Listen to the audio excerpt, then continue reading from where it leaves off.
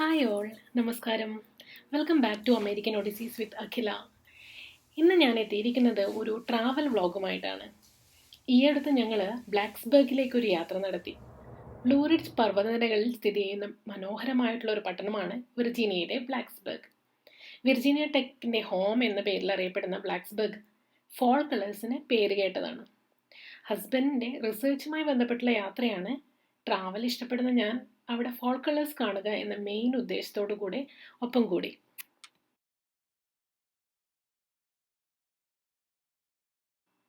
ഇതാണ് ഞങ്ങളുടെ route map. അതിരാവിലെ ഡെൻഡനിൽ നിന്നും റോഡ് മാർഗം DFW എയർപോർട്ടിലേക്ക്, അവിടെ നിന്നും ഫ്ലൈറ്റിൽ നോർത്ത് കരോളിന സ്റ്റേറ്റിലെ ഷാർലറ്റ് എയർപോർട്ടിലേക്ക്, ശേഷം റെന്റൽ കാർ എടുത്ത് വൈകുന്നേരത്തിന് മുന്നേയായി ബ്ലാക്സ്ബർഗിൽ എത്തിച്ചേരുക. യാത്രക്കിടയിൽ ആവശ്യാനുസരണം ഭക്ഷണത്തിനുള്ള ചെറിയ ഇടവേളകൾ. ടെക്സസ് ടൈം സോണിൽ നിന്നും വ്യത്യസ്തമാണ് ഷാർലോട്ട് ടൈം സോൺ. കൃത്യമായി പറഞ്ഞാൽ 1 മണിക്കൂർ എഹെഡ് ആണത്. അതിനാൽ തന്നെ 6:59 ഫ്ലൈറ്റ് ടേക്ക് ഓഫ് ചെയ്ത് കഴിഞ്ഞാൽ 10:33 ലാൻഡ് ചെയ്യുന്നത്.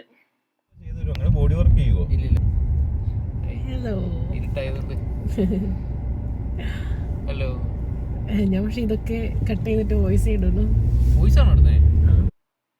ഞങ്ങൾ എയർപോർട്ടിൽ ഡ്രോപ്പ് ചെയ്യാൻ വരുന്നത് നമ്മുടെ സ്വന്തം ജെയിംസ് ആണ്. നമ്മുടെ കാറിൽ തന്നെയാണ് യാത്ര. കാർ അവൻ തിരിച്ച് എയർപോർട്ടിൽ നിന്നും വീട്ടിലെത്തിക്കും. രാവിലെ 4:30 തന്നെ ഞങ്ങൾ യാത്ര ആരംഭിച്ചു. ഇവിടെ ഞാൻ പലരിലും ഒബ്സർവ് ചെയ്തിട്ടുള്ള ഒരു കാര്യം അവരുടെ ഹെൽപ്പിംഗ് മെൻറ്റാലിറ്റിയാണ്. അതിലൊരാളാണ് ജെയിംസ്. അതിരാവിലെ എഴുന്നേറ്റ് അവൻ ഞങ്ങളെ ഹെൽപ്പ് ചെയ്യാൻ വന്നിരിക്കുകയാണ്.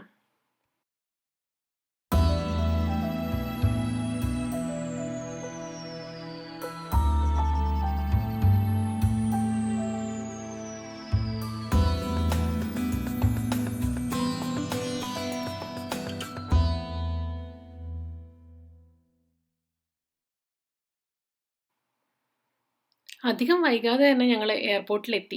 സമയം 5 മണി കഴിഞ്ഞിരിക്കുന്നു.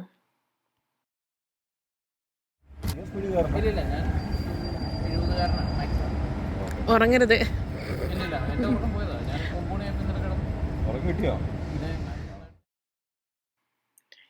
ശേഷം ഞങ്ങൾ കയ്യിലുള്ള ഒരു ബാഗ് ചെക്ക് ഇൻ ചെയ്യാൻ വേണ്ടിയിട്ട് കൗണ്ടറിലേക്ക് നടന്നു.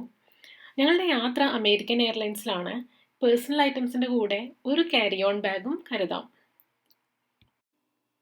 അമേരിക്കയിലെ ഏറ്റവും വലുതും തിരക്കേറിയതുമായ എയർപോർട്ടുകളിൽ ഒന്നാണ് DFW എയർപോർട്ട് അഥവാ Dallas fort worth international airport. 2024 കണക്കനുസരിച്ച് ലോകത്തിലെ ഏറ്റവും വലിയ 4ാമത്തെ വിമാനത്താവളമാണ് DFW. യാത്രക്കാരുടെ തിരക്കിൻ്റെ കാര്യത്തിലാണെങ്കിൽ 10ാം സ്ഥാനവും. ഇത് ടെക്സാസിലെ ഡാലസിനും ഫോർട്ട് വർത്തിനും ഇടയിലായാണ് സ്ഥിതി ചെയ്യുന്നത്. 1974 സ്ഥാപിതമായ 17,000 ഏക്കറിലധികം വ്യാപിച്ചു കിടക്കുന്ന DFW A മുതൽ E വരെ 5 ടെർമിനലുകൾ ഉൾക്കൊള്ളുന്നു. ഇതിനാൽ തന്നെ ഡൊമസ്റ്റിക് ഇന്റർനാഷണൽ ട്രാവലിന്റെ സെൻട്രൽ ഹബ് തന്നെയാണ് DFW എയർപോർട്ട്. അമേരിക്കൻ എയർലൈൻസിന്റെ പ്രൈമറി ഹബ്ബാണ് DFW. അമേരിക്കൻ എയർലൈൻസിനെ കൂടാതെ Delta Airlines, Southwest Airlines, United Airlines, Frontier Airlines, Spirit Airlines, British Airways, Lufthansa, Air France എന്നിവ DFWയിൽ പ്രവർത്തിക്കുന്നുണ്ട്.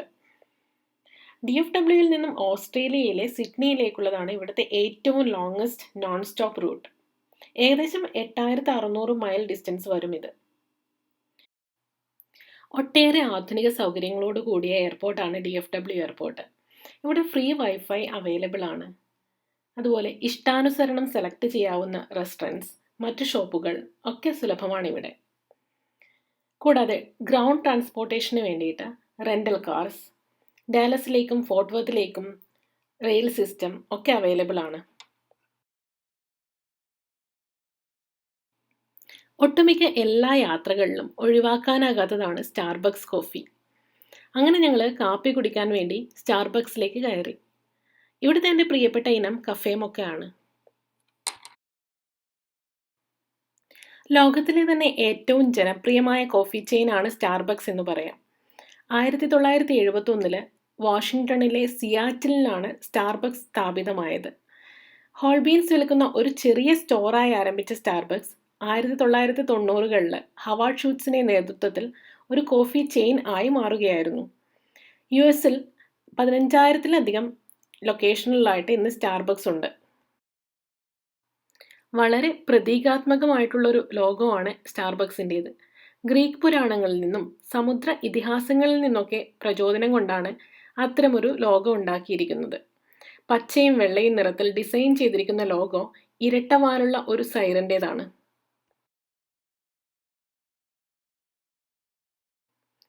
അങ്ങനെ ഞങ്ങൾ അധികം വൈകാതെ തന്നെ 6:30 കൂടി ബോർഡ് ചെയ്തു.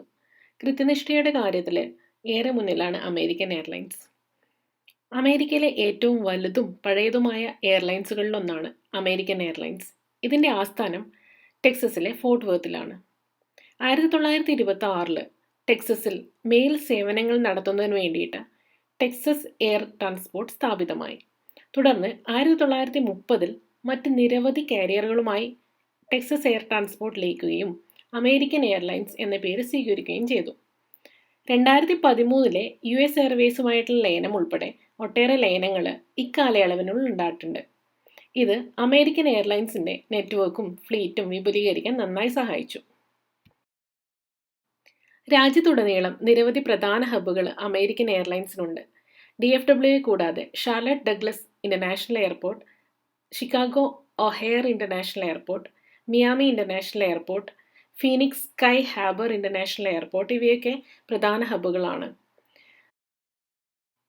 പ്രതിദിനം ആയിരക്കണക്കിന് ഫ്ലൈറ്റ് സർവീസുകൾ നടത്തുന്ന അമേരിക്കൻ എയർലൈൻസ് 50-ലധികം രാജ്യങ്ങളിലായിട്ട് 350-ലധികം ഡെസ്റ്റിനേഷൻസിലേക്ക് സർവീസ് നടത്തുന്നുണ്ട്.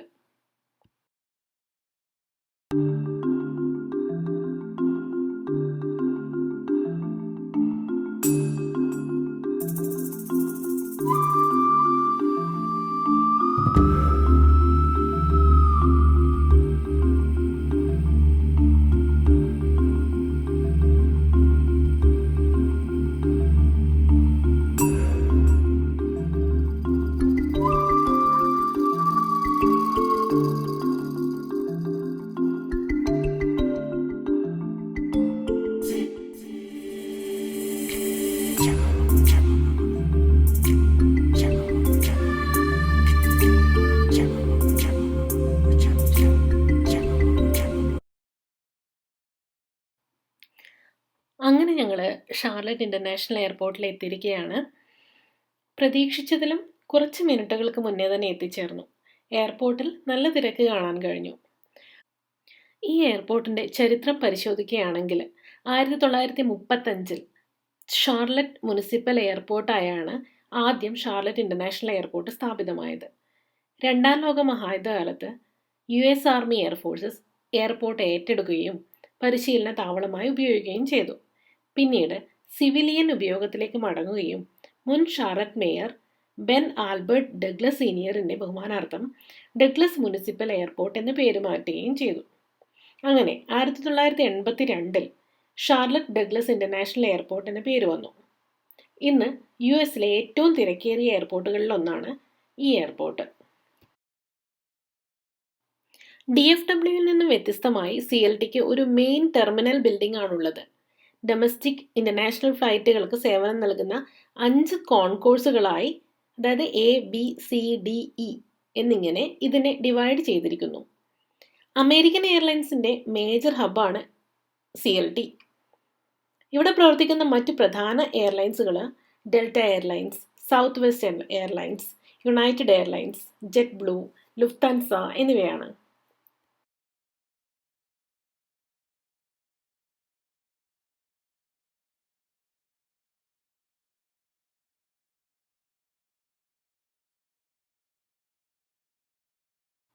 ഇപ്പോൾ ഞങ്ങൾ നടക്കുന്നത് കാർ റെൻ്റലിലേക്കാണ്. ഷാർലറ്റ് എയർപോർട്ടിൽ നിന്നും 3 മണിക്കൂർ ഡ്രൈവ് ഉണ്ട് ബ്ലാക്സ്ബർഗിലേക്ക്. വിർജീനിയയിലെ എയർപോർട്ടുകളിലേക്ക് യാത്ര ചെയ്യാതെ നേരെ ഷാർലറ്റ് എയർപോർട്ടിലേക്ക് യാത്ര തിരിച്ചതിൻ്റെ പ്രധാന ഉദ്ദേശം റോഡ് ട്രിപ്പ് തന്നെയാണ്. പ്രത്യേകിച്ച് ഫോൾ, ഓട്ടം അഥവാ ശരത്കാലത്തിൻ്റെ തുടക്കത്തിലുള്ള പ്രകൃതിയെ ആസ്വദിക്കാൻ വേണ്ടി. എല്ലാ ദീർഘദൂര യാത്രകളിലും റോഡ് യാത്രയ്ക്ക് ആശ്രയം റെൻ്റൽ കാർസ് തന്നെയാണ്. നേരെ കാർ സെലക്ട് ചെയ്യാൻ വേണ്ടി നാഷണലിലെ കാർ റെൻ്റലിലേക്ക് നടന്നു. അവിടെ നിന്ന് നമുക്ക് ഏത് കാർ വേണമെങ്കിലും സെലക്ട് ചെയ്യാം. ഞങ്ങൾ സെലക്ട് ചെയ്തത് ഷെവർലെയുടെ മാലിബു ആണ്. അങ്ങനെ 11:15 ഷാർലറ്റിൽ നിന്നും ബ്ലാക്സ്ബർഗിലേക്ക് യാത്ര തിരിച്ചു. യാത്രയുടെ തുടർ വീഡിയോകൾ ഉടൻ തന്നെ അപ്ലോഡ് ചെയ്യുന്നതായിരിക്കും. ഇന്നത്തേക്ക് വിടാം. Keep watching the videos. നിങ്ങൾ ചാനൽ സബ്സ്ക്രൈബ് ചെയ്യാതെയാണ് കാണുന്നതെങ്കിൽ please do subscribe. Thank you.